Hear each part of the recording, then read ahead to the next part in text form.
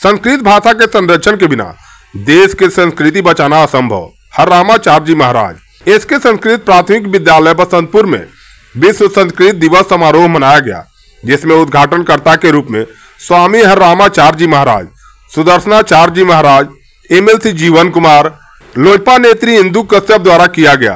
कार्यक्रम की अध्यक्षता कर रहे सुनील कुमार ने कहा कि संस्कृत विश्व की सबसे प्राचीन भाषा है, इसका अध्ययन करके एक सब नागरिक बन सकते हैं।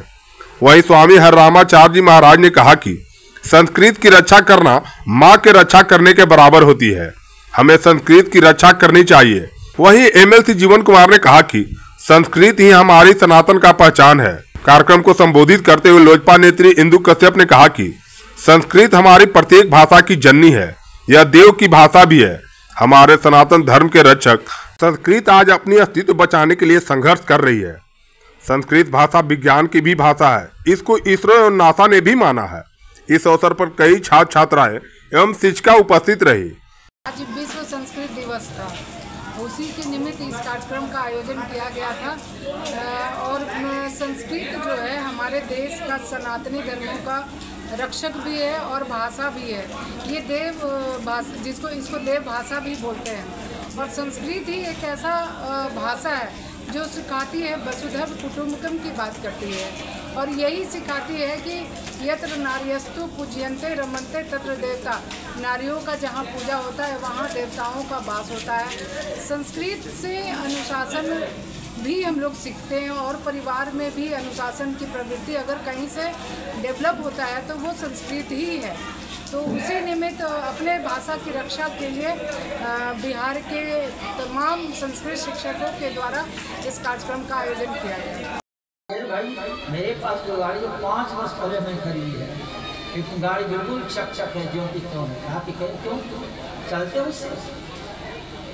आपकी गाड़ी सड़क पर चलती है, आप यात्रा करते क्यों? नहीं चलता नहीं। मैं तो गाड़ी को गैरेज में रखता हूँ 5 वर्षों से, और प्रतिदिन से पूछता हूँ और खुलवाता हूँ, चलता नहीं। तो भाई इस प्रकार की गाड़ी से क्या लाभ है? ऐसे ही संस्कृत भाषा के संबंध में चिंतन हमें करना है। बहुत लोग सरकार में बैठे वो केवल कमरे में चिंतन कर रहे हैं और कर नहीं रहे हैं, वो गैरेज की गाड़ी उनके पास है। लेकिन हम लोग जो जितने यहाँ आए सब संस्कृत माता के सेवक हैं। हमारी माता संस्कृत माता, संस्कृत माता की सेवा भगवान की सेवा। जैसे गो, गायत्री, गंगा, गीता और गांव, उसी प्रकार से उन समूह की संरक्षा संस्कृत भाषा के माध्यम से। गावो विश्वस्य मातरः कि हम लोग बोलते हैं। बाकी जो भी आप जानते हैं, जो भी कुछ है, सब संस्कृत की देन है। ये अनादि भाषा है, अनादि विघ्ना।